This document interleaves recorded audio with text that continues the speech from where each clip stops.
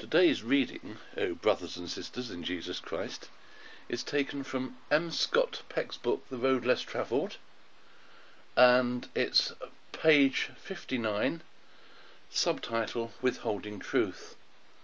Lying can be divided into two types, white lies and black lies.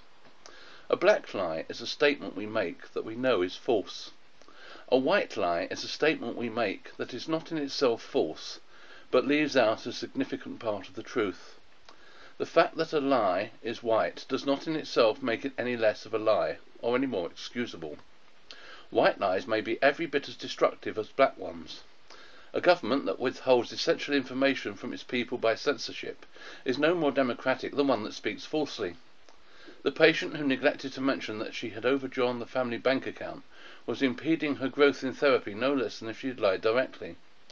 Indeed, because it may seem less reprehensible, the withholding of essential information is the most common form of lying, and because it may be the more difficult to detect and confront, it is often even more pernicious than black lying. White lying is considered socially acceptable in many of our relationships because we don't want to hurt people's feelings. Yet we bemoan the fact that our social relationships are generally superficial. For parents to feed their children a pap of white lies is not only considered acceptable, but is thought to be loving and beneficent. Even husbands and wives who have been brave enough to be open with each other find it often difficult to be open with their children. Excuse me, I've got to turn the page.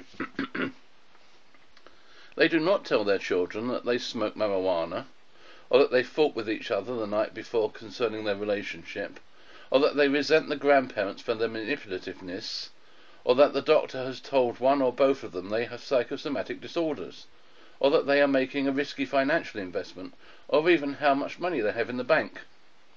Usually such withholding and lack of openness is rationalized on the basis of a loving desire to protect and shield their children from unnecessary worries. Yet more often than not, such protection is unsuccessful. The children know anyway that Mummy and Daddy smoke pot, that they had a fight the night before, that the grandparents are resented, that Mummy is nervous and Daddy is losing money. The result then is not protection but deprivation. The children are deprived of the knowledge they might gain about money, illness, drugs, marriage, their parents, their grandparents and people in general. They are also deprived of the reassurances they might receive if these topics were discussed more openly. Finally, they are deprived of role models of openness and honesty, and are provided instead with role models of partial honesty, incomplete openness and limited courage.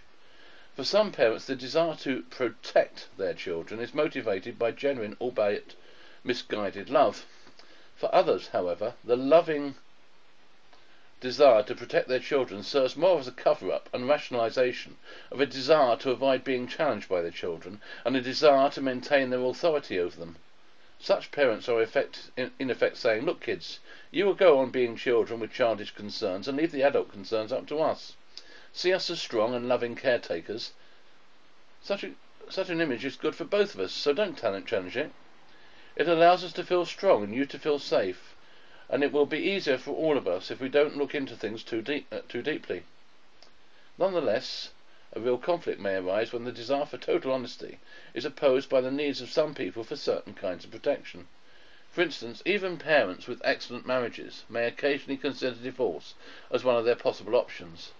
But to inform their children of this at a time when they are not at all likely to opt for divorce is to place an unnecessary burden on the children. The idea of divorce is extremely threatening to... I'm not going to carry on reading this, but what I'm saying is that lying's wrong under any circumstances. So whether it's parents lying to children or people who are mental health suppliers lying to their service users, either lying directly or lying by omission, it's wrong. Full stop. Goodbye.